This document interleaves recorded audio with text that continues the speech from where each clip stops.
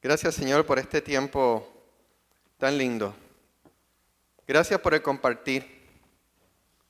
Gracias, Señor, porque estás aquí. Gracias por cada uno de nosotros.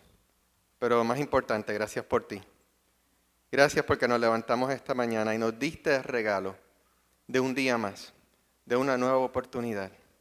Nos das la capacidad de mirar al cielo, de montarnos en un vehículo y de tener la libertad de que la gente no tenga que mirar por las ventanas, sino también nosotros mirar a través de estas ventanas de este edificio y mirar con ojos de esperanza al mundo, compartir tu palabra y ser diferente y ser agente de cambio.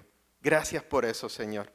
Te pido, Dios, que tú concedas la petición del corazón de cada uno de los que ha venido aquí esta mañana.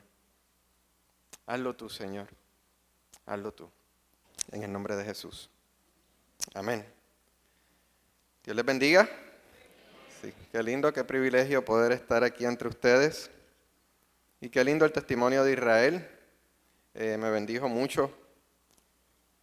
Pienso que la oración es donde comienzan todas las cosas, ¿verdad? La oración. Y es un mensaje de ánimo a cada uno de nosotros que venga, que asista al tiempo cuando la iglesia ora junta. Porque ahí hay poder, allí hay poder.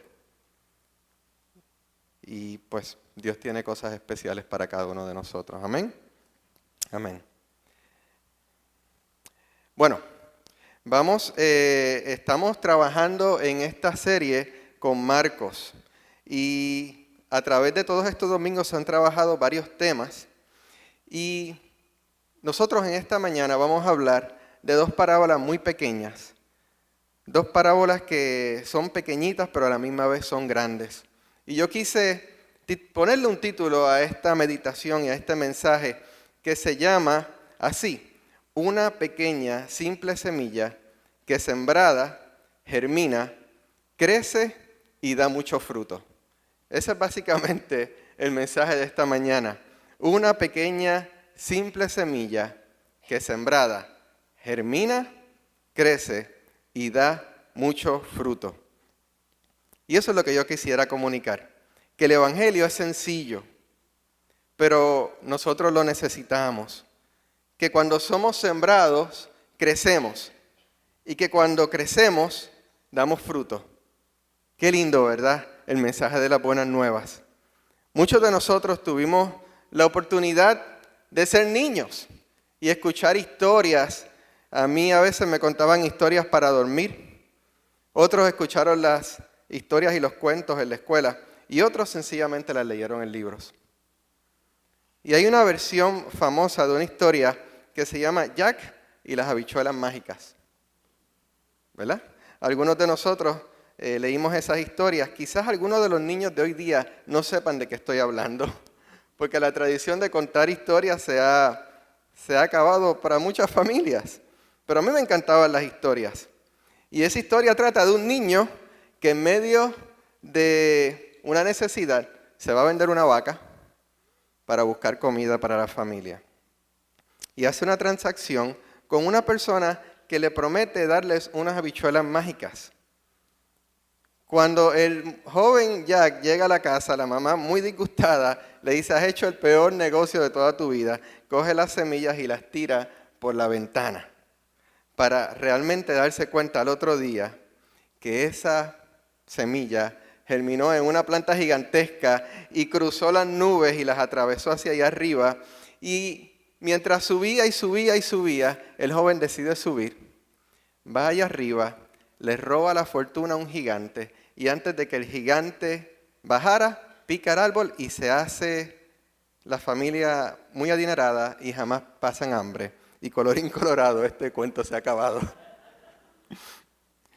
Qué bonito eran esas historias, ¿verdad? Porque tenían como que un comienzo, ¿verdad? Un asunto que resolver y tenían una solución. Pero ¿saben qué? Ya Jesús se le había adelantado a Jacobs en su famoso cuento hace 100 años atrás y había contado la historia del sembrador y la parábola de la semilla de mostaza. La diferencia es que no son semillas mágicas, sino semillas pequeñas, diminutas como la mostaza, que eran las que conocían los discípulos y en el tiempo de Jesús. Pero sí el resultado eran que eran semillas que algún día se convertirían en algo majestuoso y glorioso, como es el reino de Dios. Yo hice mi asignación porque cuando yo hago estas cosas me gusta tener una experiencia 3D. Entonces yo fui al supermercado pensando que no las iba a encontrar y sí encontré semillas de mostaza. ¿Verdad? No voy a decir el nombre para no promocionar la marca, pero sí, aquí están las semillas de mostaza. Y en esta bolsita hay un sinnúmero de... Increíblemente, aquí pueden haber probablemente más de 300 semillas de mostaza. Y también hice un experimento, ¿verdad? Remontándome a los cuentos, ya que estoy en ese grado. Hice mi experimento de sembrar las semillitas. Entonces a mí me gustaría que Emma, si tiene oportunidad, vea esas fotos. Compré 3 tiestos, compré tierra fértil y sembré en 3 tiestos, en 2 de ellos, unas semillas de habichuela de diferentes variedades. Y en el medio sembré las semillas de mostaza. ¿Y ustedes saben cuáles fueron las que crecieron? Las semillas de mostaza. Y yo me quedé pasmado porque yo pensaba en mis experimentos de niño que las de habichuelas siempre crecían más rápido. Lo irónico de esta historia es que yo hace 2 semanas, antes de irme a un viaje, le dije a mi hija mayor, ya lo dije, no quería decir en qué lugar estaba, le dije a mi hija, siémbrame todas esas semillas. Y a ella se le olvidó. Creo que salió al padre. Y cuando yo llego, yo veo la bolsa, el tiesto y la tierra allí. Y yo dije, bueno, pues yo voy a tener que sembrar las semillas. De aquí al domingo, el experimento se dañó. Pero irónicamente, en esos 5 días, en ese tiesto del medio, esas semillas de mostaza germinaron. Y a mí me gustaría que con ese contexto vayamos a Marcos, porque de allí está el pasaje que estamos hablando hoy, Marcos 4, del 26 al 32. Y aunque arrancamos con la semilla de mostaza, como bono vamos a darle la parábola de la semilla que crece. Porque la realidad es que son 2 parábolas que duran 2 o 3 versículos y están unidas. Vale la pena leerlas todas. Y dice así, Jesús también dijo, el reino de Dios es como un agricultor que esparce semilla en la tierra, día y noche, sea que esté dormido o despierto, la semilla brota y crece, pero él no entiende cómo sucede. La tierra produce las cosechas por sí sola. Primero aparece una hoja, luego se forma la espiga y finalmente el grano madura. Tan pronto como el grano está listo, el agricultor lo corta con la hoz, porque ha llegado el tiempo de la cosecha. Y en el versículo 30, estoy leyendo la Nueva Traducción Viviente, dice, Jesús dijo, ¿cómo puedo describir el reino de Dios? ¿Qué relato emplearé para ilustrarlo? Es como una semilla de mostaza sembrada en la tierra. Es la más pequeña de todas las semillas, pero se convierte en la planta más grande del huerto. Sus ramas llegan a ser tan grandes que los pájaros hacen nido bajo su sombra. Y es interesante porque si fuéramos a dividir estos versículos en un bosquejo, yo lo bosquejaría de esta manera. La semilla más pequeña, sembrada en la tierra, germina y crece, los pájaros se acercan y se benefician, y el fruto es recogido en la cosecha. Muchos de nosotros nos dejamos llevar no por lo que es pequeño y por lo que es simple, como la semilla de mostaza. A nosotros nos gusta lo grande y pomposo. Y la realidad es que cuando yo lo he vivido, cuando yo, antes de graduarme de 4º año, mi abuelo me llevó por la Universidad de Puerto Rico. Yo nunca había visto un lugar tan grande. A mí me cautivó esa universidad Y entonces mi abuelo me dijo, si quieres ir allí tienes que estudiar mucho porque no tengo el dinero para pagártela. Así que yo estudié mucho y de ser un estudiante mediocre fui alto honor, irónicamente. Y llegué a la Universidad de Puerto Rico, a la UPI, a los gallitos, ¿verdad? Lo digo con orgullo. Y allí estudié. ¿Pero qué me motivó de la universidad? Nada más. El hecho de que era grande, de que había muchos estudiantes, de que había muchos jóvenes con las camisas rojas. Y yo quería formar parte de ese grupo. Y es que a todos nos gusta tener cosas grandes, reconocidas. Algunos trabajan para utilizar la ropa de marca más reconocida. Otros para tener una casa grande, cómoda y bien localizada. A otros les mueve llegar a los restaurantes y comer en lugares donde hayan diferentes cursos. Si estás comprando el carro último modelo, tú quieres todo el fichureo, tú quieres todos los botoncitos, tú quieres salir blindado del dealer. Y si estás escuchando a un conferencista y no lo vas a escuchar hoy, tú deseas que él tenga todos los títulos del mundo. Sin embargo, aquí Jesús está hablando del reino de Dios y lo compara con la semilla más pequeña de todas. Y es que en el contexto de Jesús, la semilla era una más pequeña de todas. Era la más pequeña que ellos conocían. Qué tremenda sabiduría tiene este Jesús de Nazaret. Él desea comenzar un movimiento con lo pequeño. Es como si Jesús, en vez de lo grande y lo pomposo, le gustaría y le gusta la comida a fuego lento. Dios se glorifica en lo pequeño. Tan es así que escogió un pesebre para que Jesús naciera. Y en Miqueas 5 dice, aquella área, la más pequeña, Belén, la más pequeña entre todas las familias de Judá. Y es que era Belén pequeña. Y la audiencia que tuvo Jesús, ¿quiénes fueron? Los animales domesticados y unos pocos pastores malorientos, que no eran la clase más alta de aquella sociedad. Comienzos simples y sencillos, así es el reino de Dios. Jesús no pretende comenzar a entrar a Jerusalén con un jinete, como un rey en este momento. Él pretende entrar en un burrito que nos hace pensar en la humildad, la sencillez y el trabajo forzado de los que tenían esos animales.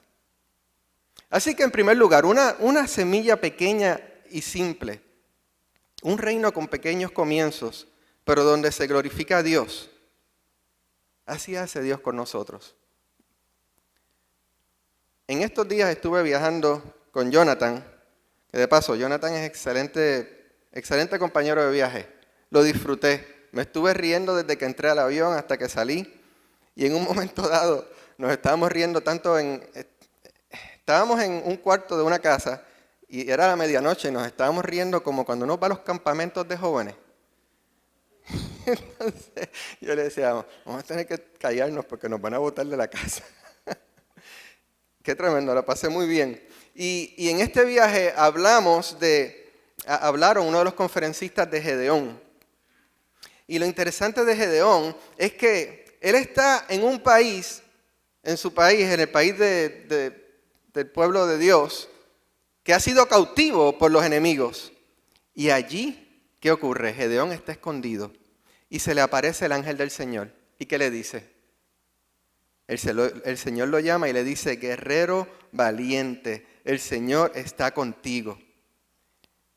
Y entonces allí el joven saca a relucir que él era del clan más débil de toda su tribu y que él era el de menor importancia entre todos ellos. Y eso me hace pensar, según dijo el conferencista, que Dios nos llama desde el futuro. Que quizás nosotros somos pequeños, que quizás nosotros no somos los más experimentados, que todavía nosotros estamos aprendiendo muchas cosas, pero Dios nos mira como una obra terminada, con ojos de fe. Aprendí en ese fin de semana que también Gedeón probó a Dios, pero Dios probó a Gedeón. Y cuando tenía que ir en contra del pueblo enemigo de Dios, Dios le dice, ¿sabes qué? Tú tienes mucha gente para pelear. Y eran como 42,000 personas. y hace un corte, ¿verdad? Todos sabemos los cortes. Y de 42,000 personas lo baja a 10,000. Y todavía Dios dice, tiene muchas personas. Si ganas la batalla, pensarás que el poder viene de tu mano y el poder viene de mi mano. Yo soy el grande, yo soy el que se debe de manifestar. Y de 10,000 personas bajaron a 300. Qué interesante, solamente 300 personas para ir en contra de un gran ejército. ¿Y sabes qué es lo precioso? Fueron 300 personas que vieron cómo Dios ganó la batalla ante sus propios ojos. Y ese es el mensaje que yo te quiero decir. Nosotros somos como frágiles vasijas de barro. Y el llamado del apóstol Pablo es que ese gran tesoro nosotros lo cuidemos. Y esto nos reafirma que el poder es de Dios y no de nosotros. Por eso es que yo escucho a Israel y le doy gracias a Dios por la obra que hizo en él y por la bendición de saber que Él obra aún cuando nosotros no podemos. Una semilla pequeña y simple, un reino con pequeños comienzos, pero donde se glorifica a Dios. Así es el reino de Dios. Hay un segundo punto. La semilla es sembrada en la tierra y germina y crece. Hay dos secretos acerca de la semilla. El primero, que en la semilla hay vida. Allá en uno de los países de Noruega, en una de las penínsulas, ellos tienen algunas islas, está el banco de semillas más grande del mundo. Es a prueba de erupciones volcánicas, a prueba de la radiación, de los fallos energéticos. Cuando hay una crisis, todo el mundo va a correr a esos lugares, porque el que sabe y el que tiene conocimiento, sabe que cuando todo escasea, debemos de preservar los alimentos. Y en ese banco está la continuidad de la vida del mundo. Allí las naciones tienen algo más preciado que las armas, y son las semillas. Y el otro secreto que tienen las semillas es que cuando es sembrada, crece y se transforma. Es que crecer está en el DNA de la semilla. Cuando nace un bebé en la familia, siempre hay una persona dentro del círculo de intimidad que dice, ¡ay, qué lindo, qué precioso! ¡Ay, ojalá que se quede así el bebé! Es que son tan tiernos y tan lindos, ¿verdad? Nos pasa cuando tenemos un popi también. ¡Ay, si se quedara así! Pero eso no es el propósito ni el diseño de Dios.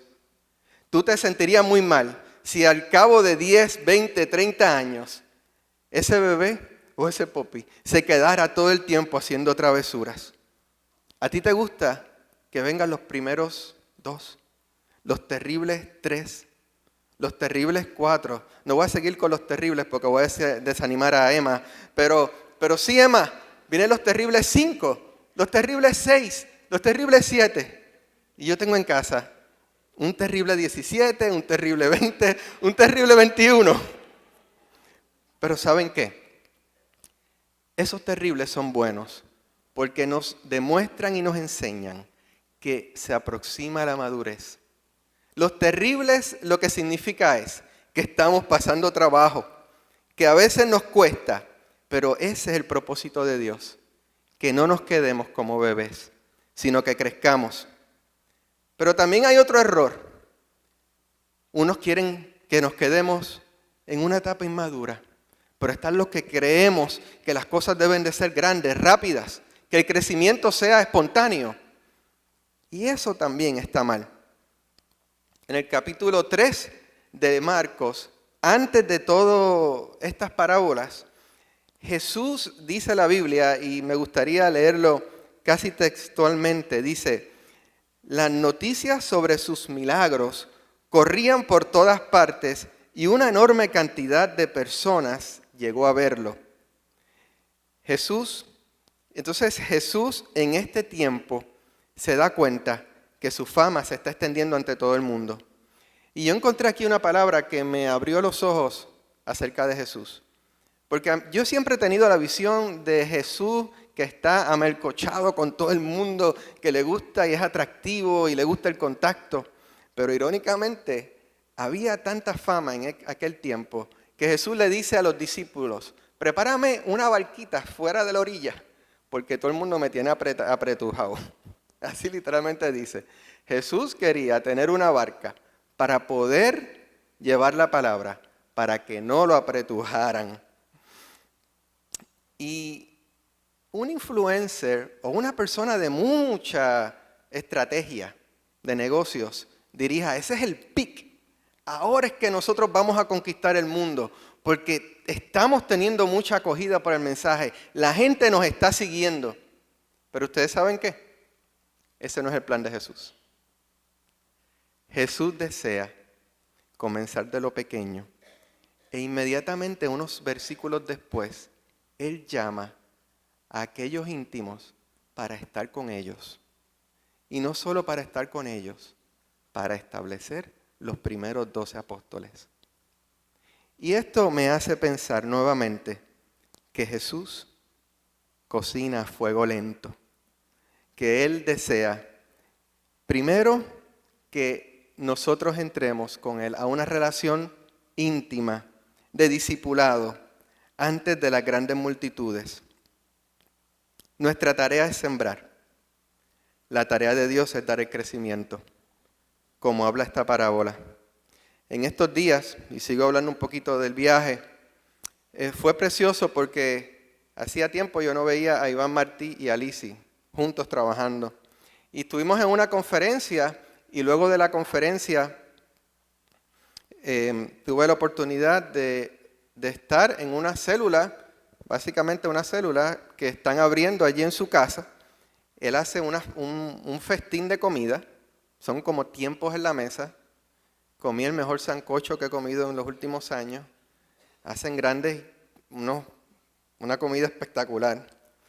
Y luego se habla de la palabra. Y la idea es que vayan gente conocida y gente no conocida. Y a mí se me enterneció el corazón. Porque ver a esta pareja que llevaba coordinando este trabajo por tantos días y después abrir su casa para seguir cocinando y recibir gente. Yo dije, esto de verdad es el evangelio. Esto es el discipulado. Y así nosotros debemos de hacer. Yo recuerdo hace muchos años atrás que yo estaba enseñando unos conceptos bíblicos y habían otros jóvenes enseñando verdades bíblicas y tuve la oportunidad de dar esas clases y otros jóvenes pudieron dar esas mismas clases a otros jóvenes y a otros jóvenes y a otros jóvenes. Y allí hubo bendición.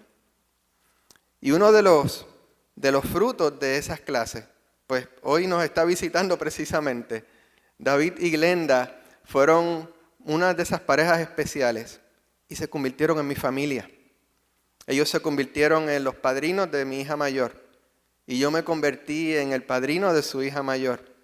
Y eso ocurre porque cuando la semilla crece, da fruto. Y al tiempo da una cosecha. Nunca podemos subestimar los pequeños comienzos del Evangelio y de la obra del Señor.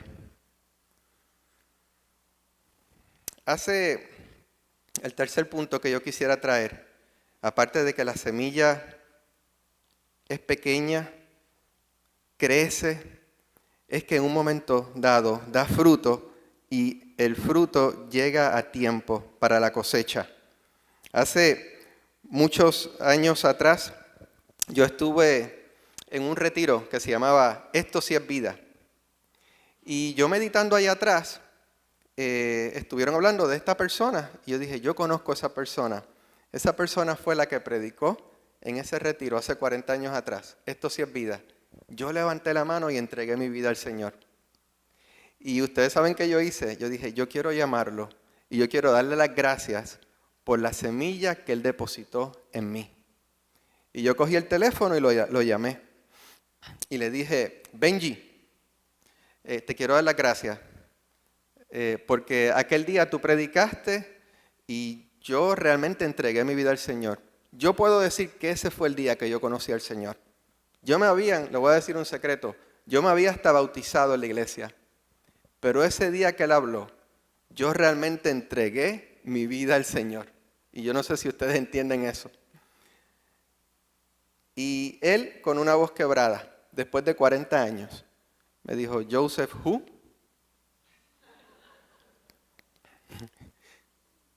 Joseph.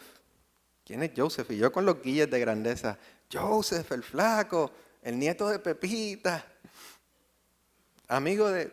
No hubo manera de que él supiera quién le estaba hablando. Es más, probablemente él estaba por engancharme. Pero yo después entendí y le hice saber que aunque él no se acordara de mí, yo siempre me iba a acordar de él. Porque había sembrado una semilla en mi corazón y esa semilla había dado fruto. Hudson Taylor nació en 1832. 13 años después va a China y después de 10 viajes funda una gran organización. Miles fueron ganados para Cristo. En el 1833 Simpson organiza la Unión Misionera, cuya misión era llevar el evangelio por todo el mundo. En el mapa que dieron la semana pasada decía que los primeros 5 misioneros los envió al Congo, África. Hoy día hay 1.5 millones de cristianos en el Congo, África.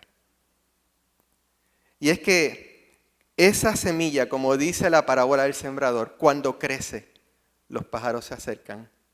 En algunas partes de la Biblia los pájaros representan las naciones, pero indudablemente nos representa a nosotros, porque la gente va y encuentra descanso en el Evangelio. El reino de los cielos crece y da fruto. ¿Eres ciudadano del reino? Esa es la pregunta que nos tenemos que hacer. ¿Somos ciudadanos realmente del reino? En el 1990, Sprout estaba de gira dando conferencias y le dijeron, cuando vayas a Rumania la vas a pasar mal. Es probable que te arresten posiblemente. Esa gente es dura, es terca, es difícil. Y cuando llegan a Rumania está Sprout. Y de momento entran los dos de aduana y separan a estas personas y no saben hablar inglés y aquellos no saben hablar rumano y los acorralan. Y de momento entra el jefe de la aduana, fuerte, corpulento, mirándolos de reojo. Y antes de que empezaran a verificar todas sus pertenencias, había una joven con una bolsita de papel. Y mira esa bolsa y el Señor le dice, ¿qué hay en esa bolsa? Porque el jefe de aduana sabía un poco de inglés. Y ella casi sin hablar se deja coger la bolsa y el muchacho mira, mete la mano y ve una Biblia. Y empieza a hojear la Biblia. Y en un arranque le dice a la joven, usted no es norteamericana. Y va donde Sprout, que está agarrando con fuerza el pasaporte norteamericano allí en el tren. Y cuando lo ve agarrando el pasaporte le dice, y usted tampoco es norteamericano. Pero entonces él se echa a reír y él dice, yo tampoco soy rumano. Y le enseña la Biblia a Sprout y le enseña con un dedo Filipenses 3:20, donde dice, nuestra ciudadanía está en los cielos. Y él dice, muchachos, ellos son cristianos, déjenlo ir. Y de momento esta persona sabía y entendía que él era ciudadano del cielo y se había encontrado con otros ciudadanos del reino de los cielos.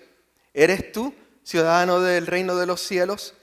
¿Eres como una semilla de mostaza pequeña, sencilla, que crece, que da frutos? Tú serás puertorriqueño, quizás dominicano, cubano, argentino, venezolano, norteamericano. Yo no sé qué tú pudieras ser o con quién te identificas, pero ¿eres ciudadano del reino? Si en ti ha sido plantada la semilla del Evangelio, yo quiero decirte que sí, que tú eres ciudadano del reino y que no está aquí nuestro hogar, que nosotros somos como peregrinos y extranjeros, pero tenemos que dar fruto como esta planta. Mi abuela era fanática de las plantas. Había gente que visitaba mi hogar cuando yo me crié y literalmente más de una persona dijo, ¿aquí venden plantas? Y mi abuela decía, no, aquí no venden plantas. Pero a mi madre tenía ¿verdad? Esa era su pasión, las plantas. Y de paso, mi abuela miraba las plantas y las hacía crecer. Tenía una habilidad increíble. Y ella iba a los festivales de orquídeas, porque las orquídeas eran su planta favorita. Y ustedes saben que hay orquídeas con unas flores exquisitas, bien raras, que no se consiguen. Pero ella no compraba la planta grande. Ella compraba los retoños. Estaba la planta bien bonita y estaba el vendedor con todos los retoños. Y ocurrió en más de una ocasión que ella cuidó esa planta y al final la flor que dio no era la flor exótica que ella había visto al frente en el festival de orquídeas. Y ella decía, ay, ese muchacho me engañó. He cuidado una orquídea que no da la flor que yo estaba buscando. Y yo quiero decirte, mi hermano, tú eres ciudadano del reino si das los frutos correctos para el reino. Y yo quisiera que recordáramos algunas lecciones de esta parábola. Que la parábola es corta, pero esta parábola de la semilla crece.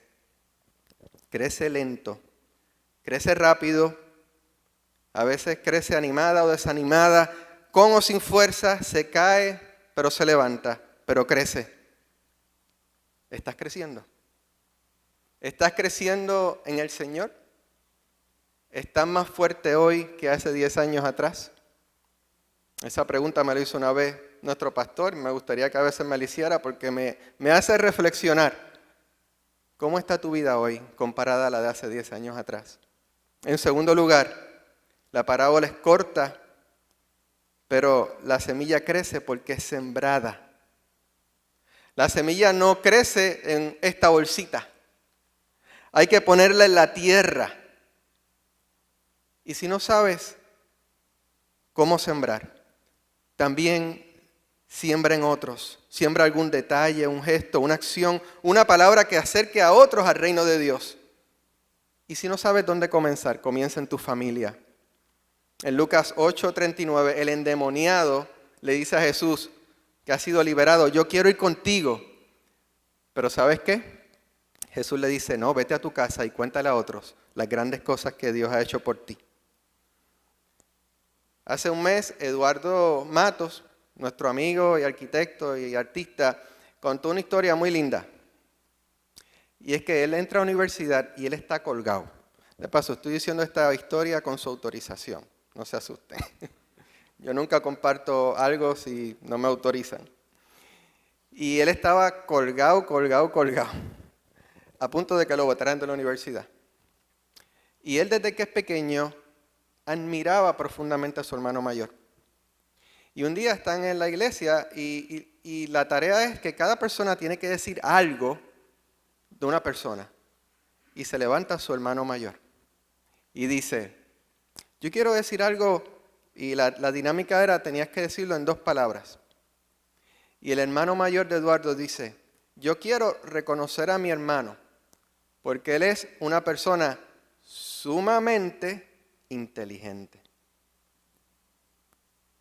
Y de momento, cuando Eduardo recibe esas palabras, mira su vida desastrosa y todos los cabos sueltos que tiene en su vida, que no ha podido resolver.